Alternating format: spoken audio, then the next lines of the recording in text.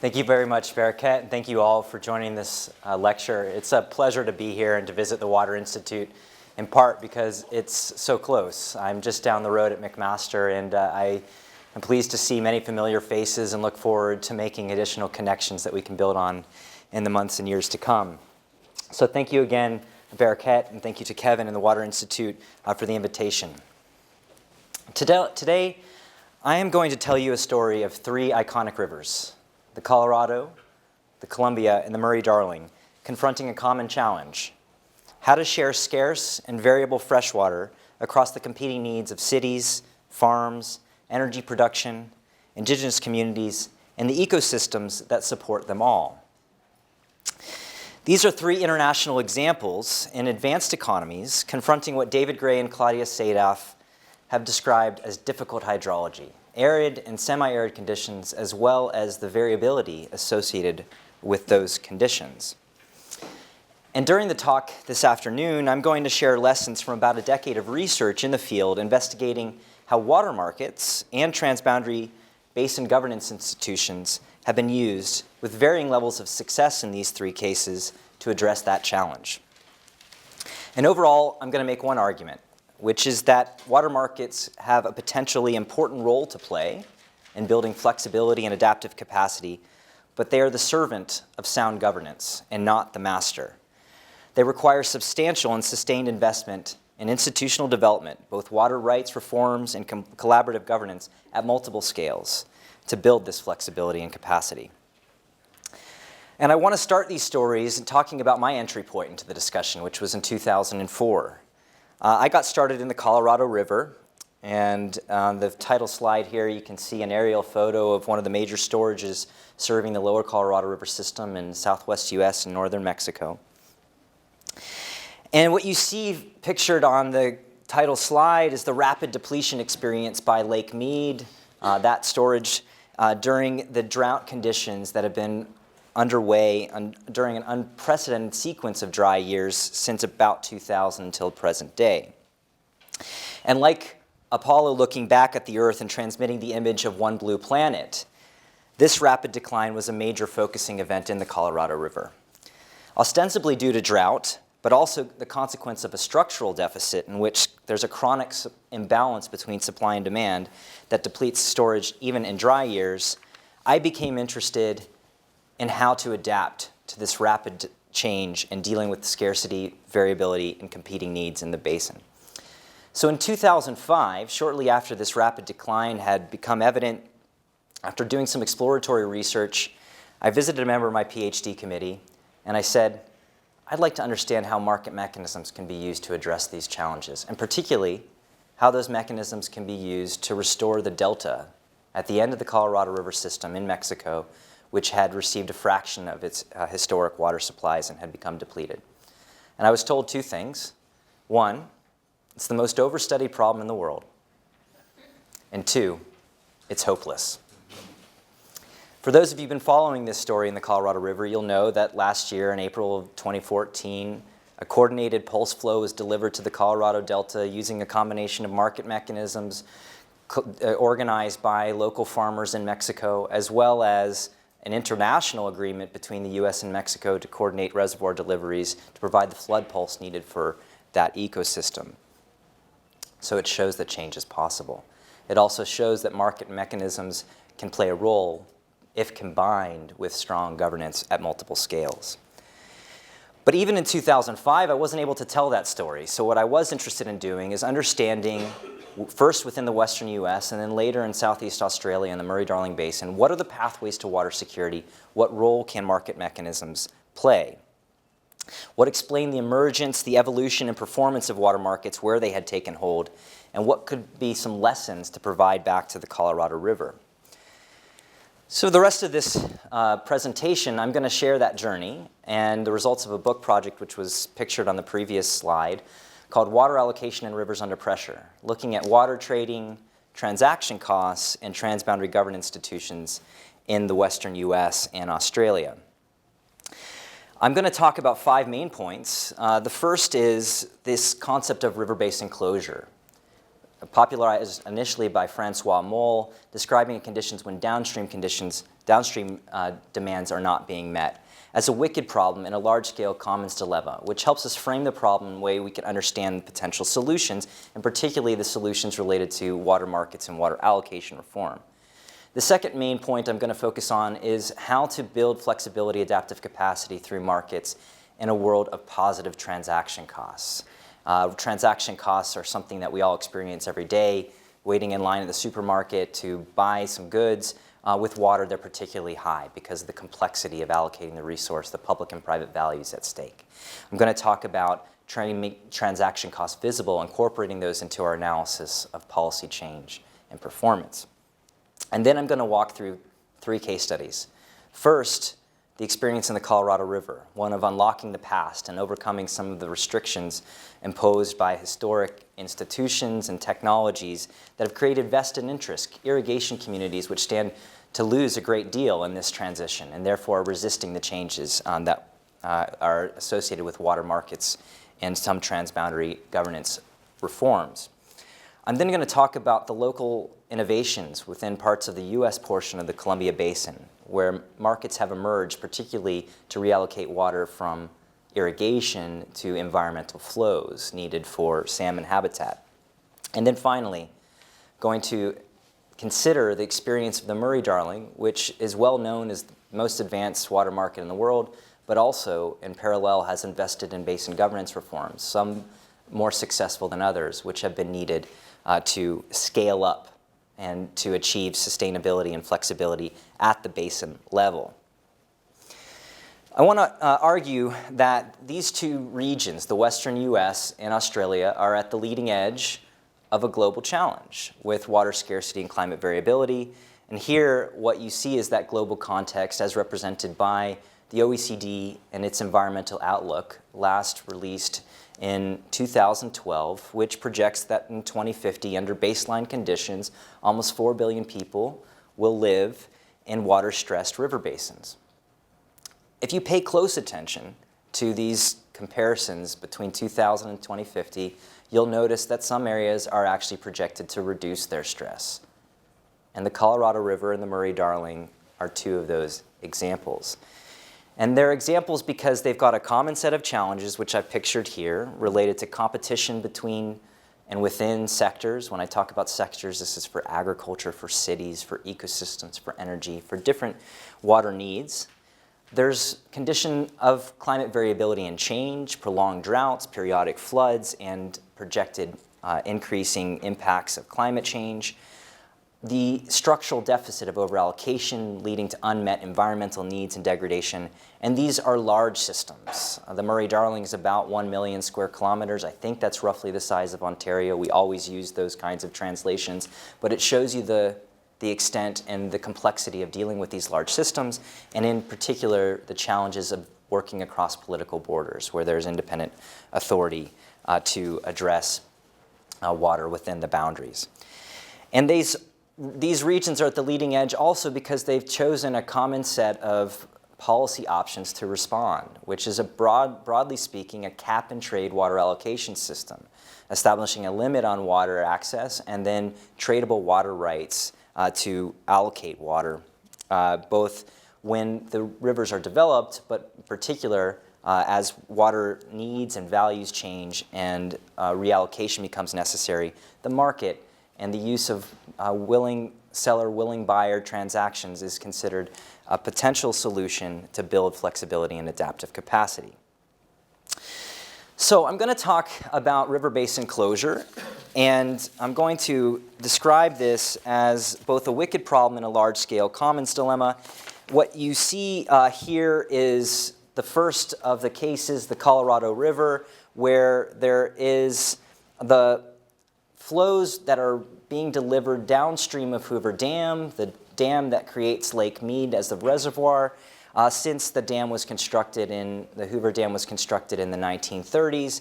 And what you see from the perspective of the delta, the downstream need of the delta have been reduced markedly since that reservoir filled in the 1930s. And from a river basin closure perspective, arguably that is the time frame when the river basin became closed for environmental needs. It's a wicked problem, however, because arguably this concept of river basin closure can be framed in terms of multiple downstream needs, not only the environment, but those of cities and farms. And the nature and causes of this river basin closure are in dispute. And the solutions involve unintended consequences, which are characteristic of wicked problems and create challenges of reversing course or changing course as you learn more information about the problem. This is a large-scale commons dilemma as well because it's difficult to access new users from using the river. Groundwater use, surface water use, these are limited renewable supplies, and there's a potential for a commons dilemma because it's difficult to exclude people from accessing the resource, it's depletable, and over-extraction can lead to over-harvesting and collapse in watershed function, subsidence that impacts groundwaters and their ability to renew themselves, and therefore it becomes a specific challenge of collective action, of trying to solve the boundary problems of limiting access and then dealing with allocation among those who have access to the resource. And what I encourage you to consider is this picture as an EKG of the Colorado River. And the awareness of this challenge has been great for decades, but has become into sharp relief during the drought.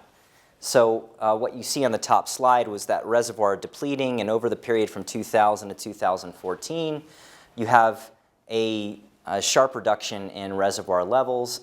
Just an estimate here that as of September 2015, the Lake Mead is, the Colorado River system storage, not just Lake Mead, but the entire Colorado River system storage is half full or half empty, depending on your perspective. But over the 15 years of unprecedented dry years, the reservoir storage has provided a buffer in capacity for many of the downstream users in cities and farms that require reliable supplies. That's changing from the perspective of river basin closure, as you see that sharp decline in reservoir storage on the top, with the recognition that this structural deficit, the chronic supply and demand imbalance, has reached important thresholds. I'm going to emphasize briefly two. The first is pictured in the late 1990s, where long-range supply and long-range demand intersected for the first time. And then during the early years of the current drought or sequence of dry years, you see long-term demand eclipsing supply. And I emphasized at the outset that even in normal years, the structural deficit leads to downstream deliveries that exceed the inflows. And that's to say that the reservoir levels will decrease even in normal years because the river is overcommitted. So you see that this is a wicked problem because it is caused by multiple acting factors, and the root cause is overallocation. Now, looking forward, one point to take away from this is that a basin study was conducted over the period from 2010 to 2012, and you see projections of supply and demand. And in the context of climate change, you see a great deal of uncertainty about future supply. But you see more certainty about demand, projected increases in demand. And from the perspective of a cap-and-trade allocation system, you actually haven't established a cap. This isn't surprising in the Colorado River. Extensive interbasin diversions have used the water from the Colorado River to support cities that exist formally outside of the basin boundaries, cities like Los Angeles and Denver. And so, therefore, a fundamental reckoning with this era of limits has yet to occur. So, in the context of the advice from my PhD committee, this was one of the most overstudied problems in the world, and it was hopeless. I traveled to the Columbia Basin, which I like to think of as a land of milk and honey. It's a place of, particularly in Oregon and Washington, tremendous environmental movement, commitments, a grassroots organizing to establish in-stream flows, to incorporate integrated management into water governance. And many times when I mention that I went to the Columbia Basin, people become surprised, because think of it as a land of abundance, much like many parts of Canada. And that would certainly be true if you were focusing on the area west of the Cascades, pictured from this aerial photograph here. But it's clear when you move in the interior portion of the basin, where many of the tributaries exist, that these are semi-arid or arid environments, irrigation regions in which some of these same chronic imbalances occur in a microcosm. These tributaries are closed. Many times don't connect with the main stem or with larger tributaries. And so you actually have many watersheds within the Columbia Basin where innovations had been attempting to incorporate water markets and market transactions into restoration of the river. This is a picture of the river basin closure, or the tributary closure, and examples of the Columbia Basin and the Chutes River, which is in central Oregon, and some of the other watersheds within the Columbia Basin. You have situations under the prior appropriation system of water allocation based on the principle of first in time, first in right, where the physical availability of water is the limit, is the cap. And the full annual renewable flows are allocated in some months. And this is picturing that circumstance in late August when in one tributary you have almost 3 times the water allocated than exists in average years. So the residual claimant becomes the environment, and you have the chronic dewatering, which has caused impacts for salmon fisheries and migratory fishery. It is iconic within the basin for its ecological, economic, and cultural importance. And then finally, this condition of river basin closure manifests in different form, but at a large scale in the Murray-Darling Basin. The mouth of the Murray-Darling at the end of the river has experienced steady declines in outflows over the period of development, which is represented on this chart with the stair-stepping of cumulative storage that has been developed over the 20th century, and then the bands, the average outflows during periods within that development era, leading to the most recent period in the late 1990s, and particularly during 2000s, of the Millennium Drought, where the river no longer reached the sea in 2002, and you had a sharp decline in outflows, which impacted the ecosystem and upstream demands for environmental wetlands. So 3 regions, common challenge of river basin closure, and common in terms of a wicked problem where it's not simply drought, but it's the interaction of droughts, demand, and development which have created these downstream impacts. So how to respond? Tends to be a focus on 2 panaceas, cure-alls, blueprints that have been used to respond to these conditions of scarcity and variability, but 2 responses that have been frequently considered in isolation: water markets and river basin governance. In very brief terms, the definition of these 2 responses: water markets, a situation of willing buyer and willing seller transactions based on the idea of voluntary and compensated reallocation using price signals to cue shifts in water use from relatively low economic value water uses to relatively high economic value water uses, and keeping a very important focus on the term economic and the analysis of reallocation. Institutional elements of water markets are based on establishing a cap, recognizing scarcity and the limits of renewable water supplies, allocating tradable rights, and then establishing trading rules to govern the reallocation of those rights. And the performance of markets is shaped by politics and contest of values associated with water, as well as the transaction costs incurred in reallocating that water. Someone's calling for a trade right now, apparently. And the point that I would make here is that each of these factors, politics and transaction costs, are symptoms of underlying technological, institutional, cultural values, and they help give us a lens for examining and engaging those issues. The second response, of course, has been the effort to account for the interactions within basins, these ecological and hydrological connections which create social and economic interdependencies. What economists will talk about are the externalities of our water use. And in account of those connections, the focus on river basins as a unit for planning and operations of the river system, and the need to build horizontal coordination between different stakeholder groups at different scales, and then vertical coordination between different tiers of government.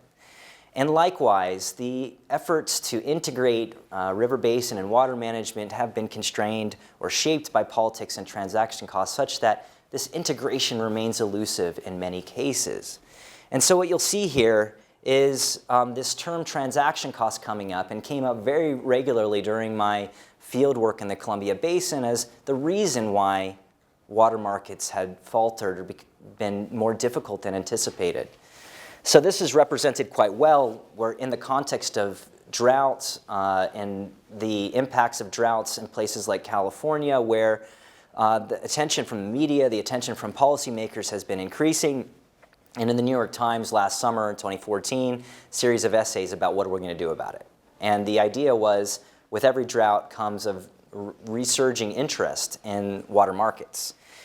This quote was taken from Ellen Hannock, the California Institute for Public Policy, who's been working on water markets in California, among other water management and water governance issues in California for some time, and described the challenge as the system being clunky.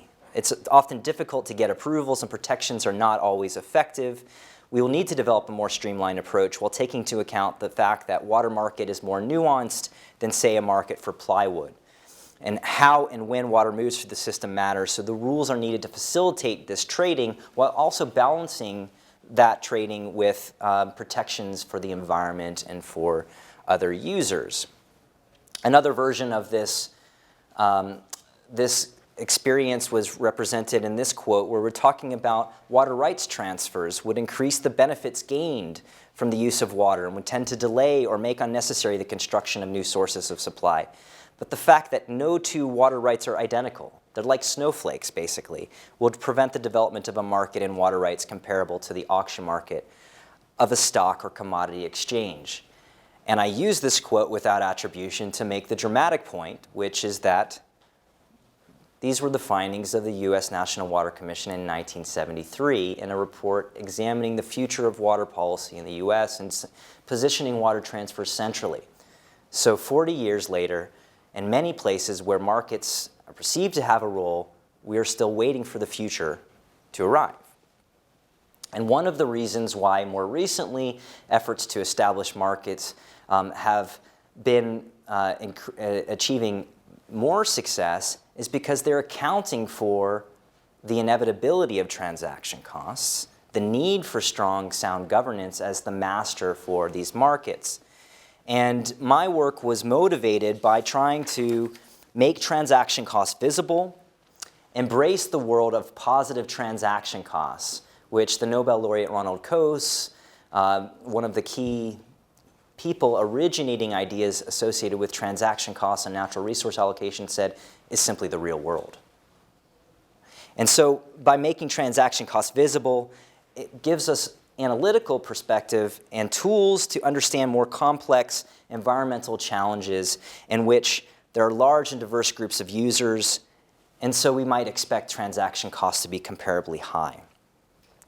In studying how market mechanisms were being applied to common pool water resources of the American West, I was particularly drawing on the insights about the commons and collective action that were generated by Eleanor Ostrom and colleagues since responses to the provocative thesis by Garrett Hardin on the tragedy of the commons in 1960, and coupled this with a stream of research building on the ideas of another Nobel laureate, Oliver Williamson, who had been examining governance arrangements that minimize transaction costs and the kind of organizational innovations that were being used to respond to transaction costs and minimize those costs.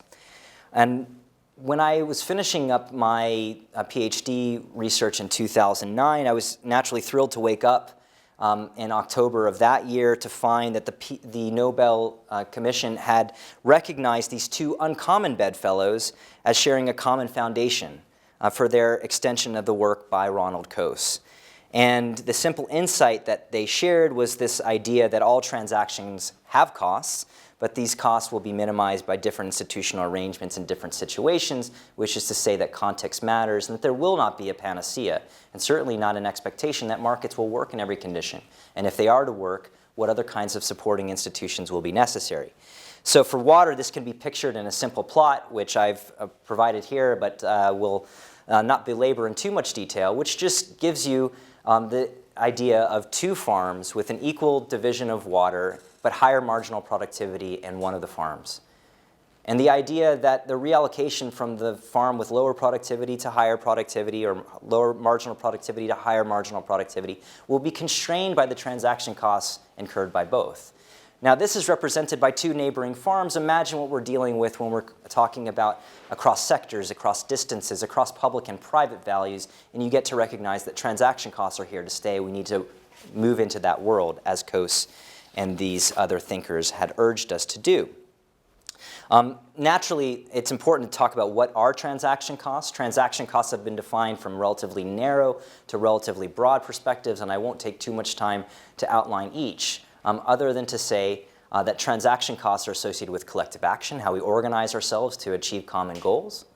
Transaction costs are associated with defining, managing, trading property rights. And transaction costs are associated with changing the institutions governing allocation. And we might think of transaction costs as nested, in which buying and selling water is situated within a whole range of other reforms associated with creating market-enabling frameworks, and those situated in turn in the wider institutional context shaped by historical, technological, and cultural factors. And these perspectives on transaction costs as nested naturally encourage us to focus on the importance of change and the importance of institutional change in enabling and constraining markets to achieve the goals of flexibility, adaptive capacity within the boundaries of socially acceptable trade-offs. And so wanted to make the argument, of course, that it would be possible to use transaction costs as a new analytical perspective on water allocation reform, on river basin governance, and how the water markets and river basin governance have interacted to shape the trajectories in these three rivers we'll be talking about today. And I've argued that markets are the servant of sound governance, not the master, and therefore markets we would expect to depend on substantial and sustained investments in institutional development and change. And so here in this slide, I focused on how that change occurs, or when we might expect it to occur, and ways that can support the developments of markets. And this is a really simple calculus. Basically, we'd expect markets to form when the benefits of a rule change outweigh the costs. It's quite simple. But two things. First, we need to disaggregate the costs. We need to focus on the fact that costs include the cost of transactions within the prevailing institutional setting. The costs include the transaction costs of setting up the market, both in the short term and the long term. And what I've argued is the costs also include the deferred cost, the so-called intertemporal costs associated with past decisions that have impacts on our future flexibility, the impact of path dependency. And the takeaway, of course, of this calculus of institutional change is that in many cases, benefits being more than the cost is not sufficient. We have to account for the political economy of these and the distribution of these benefits and costs. The benefits may be concentrated and available to those with relatively high economic values. But the most important thing to consider is that the costs are often concentrated and localized, and therefore those who are impacted by these changes are likely to resist them. I'll say briefly, I'm not going to go into too much of a methodological discussion, but is that in order to understand this calculus of institutional change, in order to understand the evolution and performance of markets in these three settings, it was necessary to actually open up the black box of transaction costs and use innovations in transaction cost measurement, transaction cost analysis, to establish typologies of costs that can connect these broad concepts that I've mentioned with measurable quantities.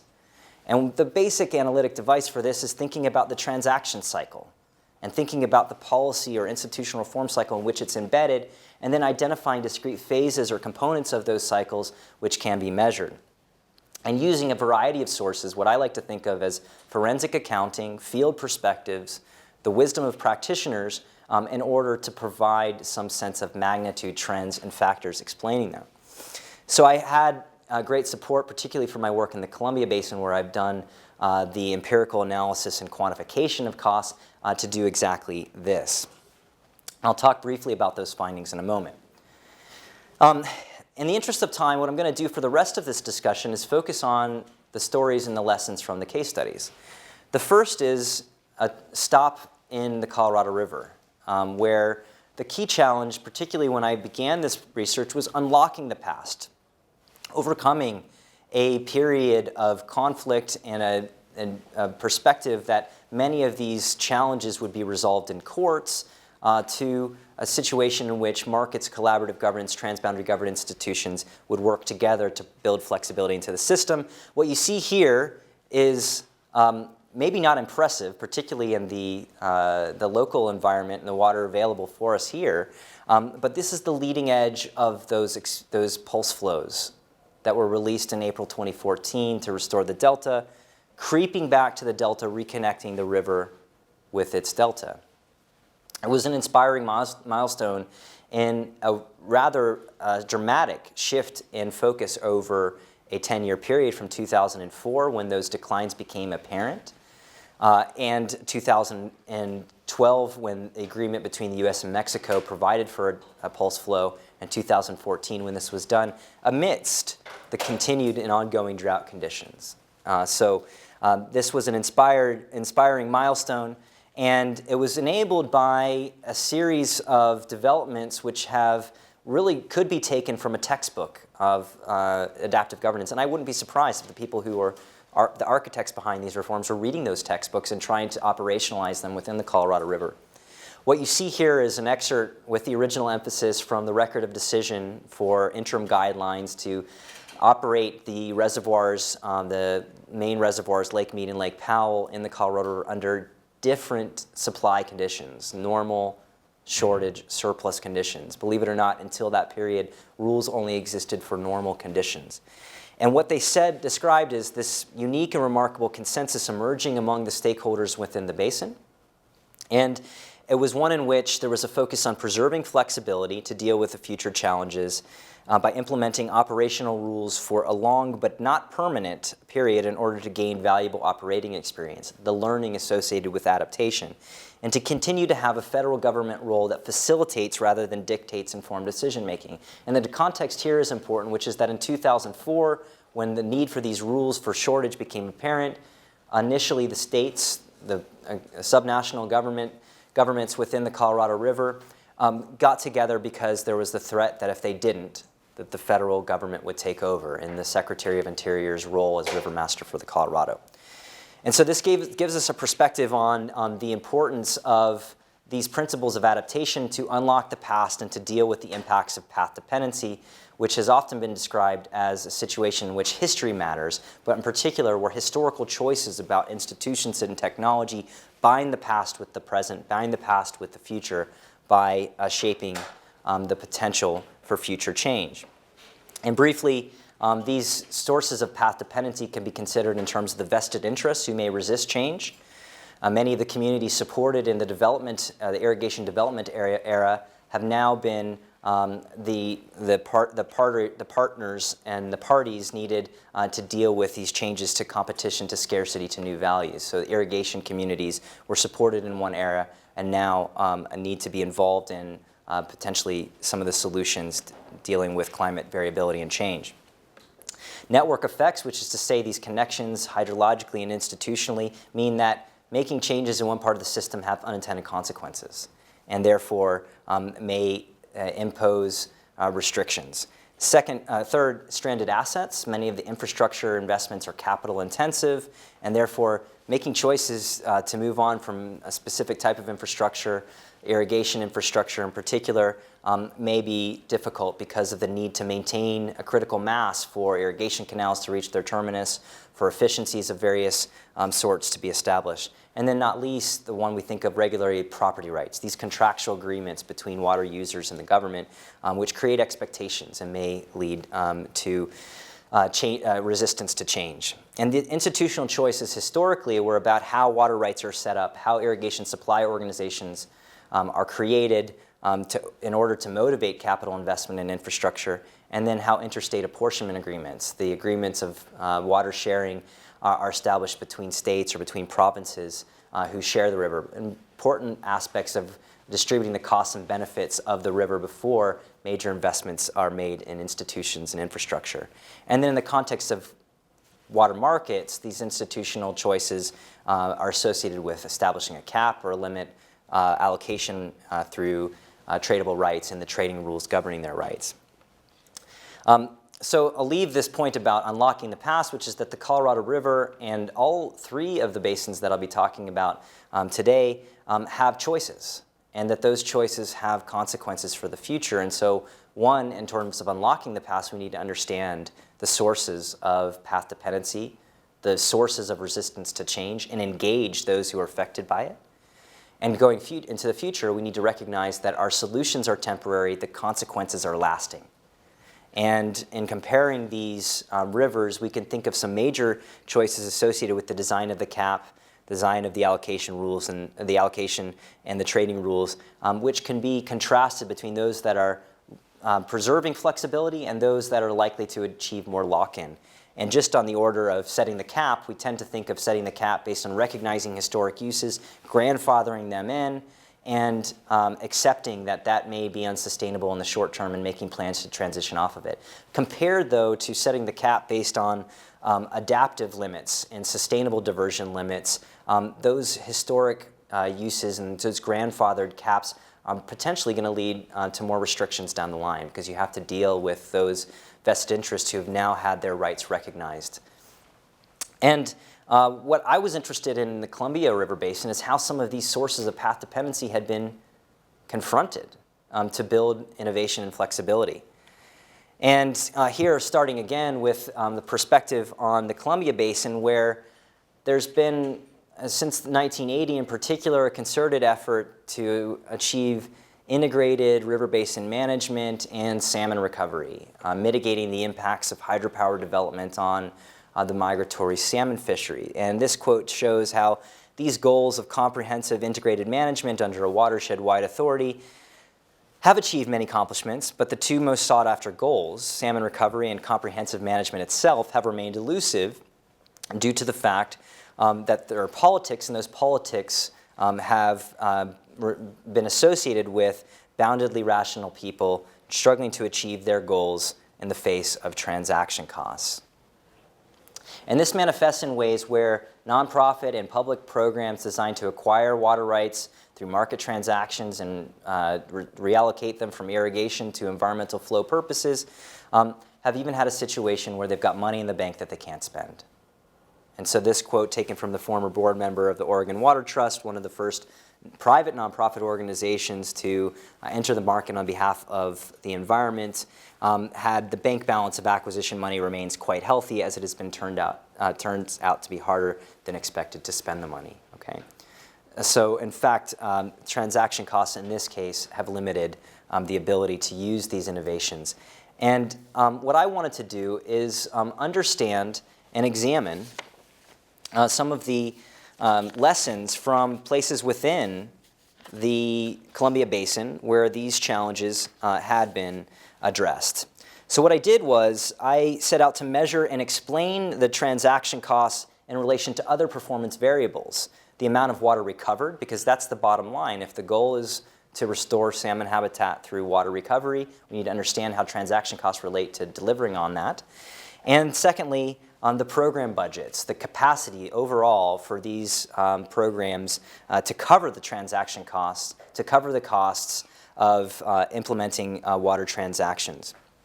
And what I became interested in is assessing how those transaction costs, water recovery levels, and program budgets varied in relation to water rights reform and watershed governance institutions. So what you see here is the U.S. portion of the Columbia Basin, shared by in most part shared by 4 U.S. states, Oregon and Washington on the west, Idaho and Montana in the east. And within those states, focused on 13 watersheds in which transactional activity, water recovery through market mechanisms, had occurred during an initial implementation period from 2003 to 2007 of an umbrella organization called the Columbia Basin Water Transactions Program, a public-private partnership organized to mitigate the impacts of the Bonneville Power Administration in the hydropower system established within the Columbia Basin on salmon fisheries, and using market mechanisms as one of the tools for doing so. So I worked closely with the practitioners within what they called qualified local entities working in these 13 watershed cases, interviewed, collected data from meeting minutes and financial documents, and and accounted for the transaction costs associated with their water recovery and their water transactions. I operationalized this idea of adaptive efficiency, the notion that we can't think of efficiency of water allocation, efficiency of resource allocation in the short term, but need to look at it from a long-term perspective in the context of uncertainty, feedback effects, and complexity, in which, paradoxically, achieving efficiency in the long term requires attention to other values, and other objectives, like equity, sustainability, and adaptability. And operationalize this performance measure of adaptive efficiency as a circumstance in which you would have relatively high levels of water recovery, relatively low or declining transaction costs, and sufficient capacity to cover the costs that are necessary in that context.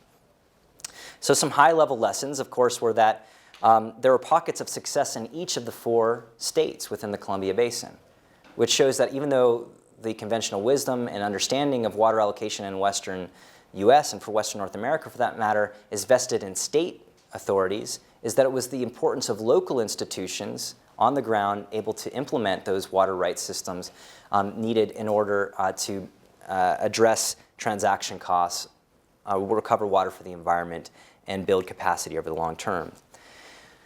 Context matters, and we've probably heard that in many of the Water Institute talks that you've been to, but it matters in ways in which the socioeconomic, institutional, physical characteristics are important but not determinative. They're important because they mean local institutions need to be in place to match the challenges in that context.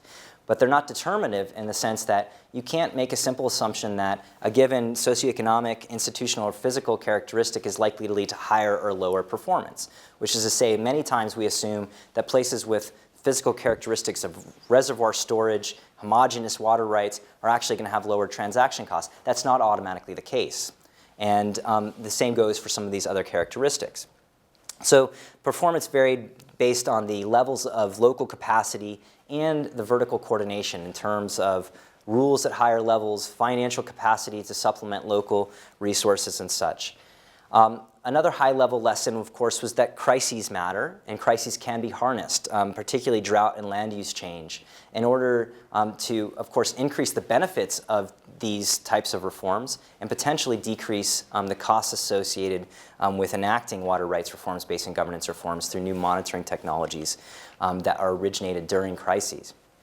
And it's particularly interesting in the context of drought, which has also affected this region as in 2015, because in 2005 there was a drought year, and you actually see that transaction costs decreased because some of the restrictions on water transactions were relaxed during that period, or mechanisms were used, such as water banks and other tools in order to streamline these programs. But there's no organizational silver bullet. There are 3 main types of organizations that tend to operate within the Columbia Basin: the nonprofit water trusts, place-based organizations that are quasi-governmental organizations like the Deschutes River Conservancy, and public programs like the states themselves entering the market and working with landowners to implement these projects. But it also emphasizes the need for a long-term perspective. And given the interest of time, I'm going to do this relatively briefly. But I want to walk you through a contrast of 4 cases which are 4 watershed cases which are pictured on this map, each of which during the period from 2003 to 2007 had a high level of water recovery. Each of which during the period from 2003 to 2007 had a relatively low levels of transaction costs. But they had different levels of capacity in order to implement projects within the prevailing institutional framework within the region, and also invest in the sustained and substantial reforms needed to scale up. Things like building collaborative governance institutions that can deal with unintended consequences of trade, things like building water banks, mitigation rules, other systems that would streamline these programs. And so high performance in terms of water recovery and low transaction costs during this period, but divergent outcomes. Because when we take that snapshot of 2003 to 2007, disaggregate it, and look at the annual trends from year to year, we see something quite interesting, is that you compare the cases that were circled in green, the Deschutes River of Central Oregon, the Salmon River of Idaho, and we compare that with the 2 case studies in western Montana, the Blackfoot and Bitterroot, and we see that over the long term, that the average annual transaction costs are much lower in those in green. And that one of the other aspects is that the range between the minimum and maximum transaction costs per year is much narrower for those in green. Why is that the case? Because these organizations took those program budgets and they didn't just, the organizations in the Deschutes and the salmon didn't just invest in doing deals and putting water into the river. They invested in building institutions. They invested in building governance and governance capacity to make the markets work in their local context. Whereas the examples in Western Montana focus mainly on plucking the so-called low-hanging fruit, getting deals that could demonstrate the potential of the market, but not simultaneously investing in governance, investing in making the water rights system work more effectively, investing in the collaborative governance institutions to deal with some of the complexities of a market for a resource with such important connections between the public and private values. In the interest of time, I won't take the time to unpack the analysis here, other than to say is that these trends then need to be linked back to governance arrangements, institutional design, and performance. And in this plot here, examining the relationship between two dimensions. On the horizontal dimension, water rights reform, and on the vertical dimension, water recovery, where it basically captured the hypothesis that high levels of water rights reform are considered to be necessary, but not sufficient to achieve high levels of water recovery. The property rights need to be well defined, they need to be tradable, there needs to be administrative capacity. If those conditions are in place, then it may be possible for markets to work in recovering water for the environment. It also may be possible during the early years of implementation to get a lot of water recovered without having those conditions in place, and you can see that quite clearly in the situation in Western Montana. But what we have seen in this previous slide is that those trends after the period from 2003, when I extended the study to go to 2010, working with practitioners to develop a baseline analysis and a comparison between the phase between 2003 to 2007 and 2008 to 2010, you see the Western Montana cases hitting the wall. They're no longer incurring transaction costs because deals aren't happening. And of course, this learning, and particularly the coordination mechanism of the Columbia Basin Water Transactions Program, gave those other case studies lessons about how they might be able to build capacity. And you see a lot of dynamism here where if you were to take the same plot and compare it today, you'll see movement of some case studies. And what I'll highlight is in that second period of analysis, the Upper Columbia, which is in that lower quadrant in the bottom left, has actually moved into the top right quadrant by investing in water rights reform, collaborative governance. And so this shows that markets, making markets work, require minimizing transaction costs of doing deals, but also investing in the transition costs of building governance institutions. So a very simple point, but demonstrated empirically with the evidence measured here. But if you're a salmon, local pockets of success are going to be a bit frustrating because you require basin connectivity. And so when I left the Columbia Basin, finishing my PhD in 2010, I became interested in how do you scale up? What are the basin governance institutions that are needed in order to scale up markets and to coordinate markets with basin planning and systemic approaches to water governance? And so I looked to the Murray-Darling, the last stop on this tour, and I'm going to be very brief with it, in which you had a grand experiment happening. And I know Bruce in the audience has had a chance to learn from this experiment as well, where the Murray-Darling Basin, over a period of about 3 decades, I like to call the Murray-Darling water markets the greatest 30-year overnight success, because they had invested in these parallel processes of water rights reform, a cap-and-trade reform process, and basin governance. Particularly since the mid-1980s and the Murray-Darling Basin Initiative and some subsequent initiatives that build off of that. And in 2010, it had been about 3 years since the new National Water Act had been established. The Commonwealth Water Act had been established in 2007, and along with it, a commitment to a Water for the Futures program, including approximately 13 billion Australian dollars to achieve a range of measures, including buybacks of water for the environment, using the market mechanism to do so. So this is a situation in contrast with the Columbia Basin, where you have emerging markets where markets are maturing. And they're maturing in part because of the coordination between the developments in water rights reform in the basin governance institutions. So scaling up defined, we can think of it in each of those institutional choices, the capping, the trading, the allocation, the trading. Where water trade, scaling up looks like economic efficiency. There are gains from trade.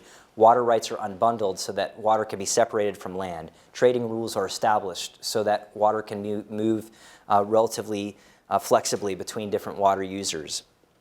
Scaling up from the cap includes audits of and monitoring of water use and establishing diversion limits, including diversion limits that comply with our notions of sustainability. And then finally, scaling up for an environmental water recovery perspective occurs when many of these places, by definition, are encountering scarcity and overallocation. And so markets may not be implemented until the long-term sustainability has already been eclipsed by current demands, the situation we saw in the Colorado River. And so scaling up here means identifying environmental needs, acquiring water for the environment, and delivering that water for the environment, achieving adaptability. So some high-level lessons here, and then I'll conclude with some specific lessons and have a brief moment for questions before I have to dash back and teach. First is that scaling up takes time, right? And that this is an analysis of the National Water Commission, this time in Australia, focusing on the phases of water policy in the Murray-Darling. You see that the origins of markets can be traced to European settlement, common law system, and the expansionary and development phase, where you can find historical documents talking about the informal trading and sharing of water between neighbors and the exchanges, the market-like exchanges which occurred as early as the 19th century. But the concerted effort of reform occurred since the 1980s with the emergence, the broadening, and then the transition to sustainable markets. So scaling up takes time, and that is one measure of the transition costs and transaction costs incurred. Scaling up is costly. So this is a plot where we basically juxtapose two trends. One, pictured in the blue and red bars, are trading activity during roughly that period from the mid-1980s, which you see increasing steadily in the 1990s, and after most of the policy and institutional infrastructure was established in the 1990s, the Millennium Drought occurred from late 1990s to approximately 2009, when trading activity increased to provide flexibility, and some headline statistics that I'll come back to in a moment with that.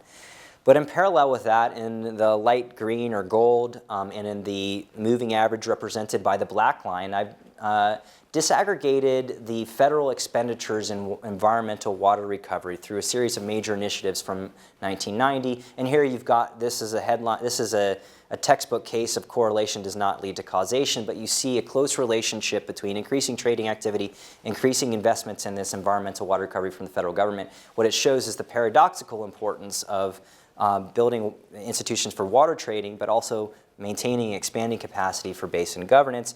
And what I would say is that the big challenge, and Bruce again will have had experience with this, is that these two need to be coupled and coordinated. They can't be done in isolation, and the results of them being separated are evident in the rollout of what was called the Basin Plan, which was a comprehensive basin plan to establish sustainable diversion limits, to update the cap, the interim cap that had been established in the Murray-Darling in the mid-1990s based on sustainability criteria, involving a reduction of between 27 and 35% of historic water uses in its first guide to the Basin Plan. And what you see here is the reaction. Those vested interests, which I talked about so dryly earlier before, are now organizing as irrigation communities went to burn the plan.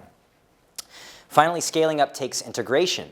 And this is a timeline generated by the Murray-Darling Basin Authority itself, which is showing on the top panel a history of droughts and floods, and on the bottom panels the responses through infrastructure construction and management and policy reforms, which particularly since that 1980s period have been focusing on integrated basin governance. If I had the time, I would talk about the fact that integration doesn't just mean that a federal authority is in place, but rather that there are a variety of integration mechanisms of different scopes and authority, which can range from relatively single issue, informal arrangements like working groups and informal networks, to comprehensive, multifunctional, authorities like the Murray-Darling Basin Authority, and the argument is that these coexist, that there's a portfolio of formal and informal institutional arrangements, local and basin-wide, which are needed in order to build that integration. And that lesson was learned through the rollout of the Basin Plan when it became evident that local communities needed to be involved. So some lessons. First, that these integration mechanisms require a portfolio and what could be described as a polycentric governance system. So the main lesson is that the systemic risks associated with basin closure necessitate polycentric responses. And I examine these lessons in three main categories: performance, principles, and practice. So in terms of performance, these pictures here are associated with each of the rivers. The Colorado River, limited markets but extensive innovation, particularly recently, encouraging trajectory of river basin governance, a transformative pulse flow, but limits are elusive. There still hasn't been a fundamental reckoning with the need for limits. In the Columbia Basin, pockets of success where local capacity has been established, and particularly the linkage between water rights reform and watershed governance. But the gap between the stronger and weaker case studies are expanding because of those who have only invested in transactions without building the institutions needed to scale up. And in the Murray-Darling, you have this wonderful success story of a market. Up to 40% of the water used in the southern connected Murray system has been traded in some years. Large-scale recovery of water for the environment, and parallel and coordinated investment in water rights reform and river basin governance, with the exception to the rollout associated with the rollout to the Basin Plan. In terms of principles, these are cross-cutting. The need to embrace the three C's: complexity, context, and change, and therefore embrace transaction costs, realizing that transaction cost minimization is not really the point. It's about building the governance capacity to achieve flexibility and adaptive capacity, and sometimes that costs. The second main principle is the need, in the context of path dependency and vested interest, to recognize the legitimacy of those interests and build lasting coalitions for reform that strengthen coordination institutions that couple the market with collaboration, conflict resolution, and capacity. And then third, a cross-cutting principle related to designing for institutional diversity, realizing that the actual institutions that will fit a given context are going to be matched to that local conditions and therefore can take different forms, but ones in which you focus on the principles of subsidiarity, building capacity at the lowest level possible but no lower, and establishing complementary higher level institutions that can lower transaction costs, invest in resources, invest in the transitions that are going to be needed over time. In practice, fundamentally, the Colorado shows us, and all of these cases show us, the need to recognize limits, the need to invest in transparent information, which helps us understand what those limits are and filter those through social choices and values.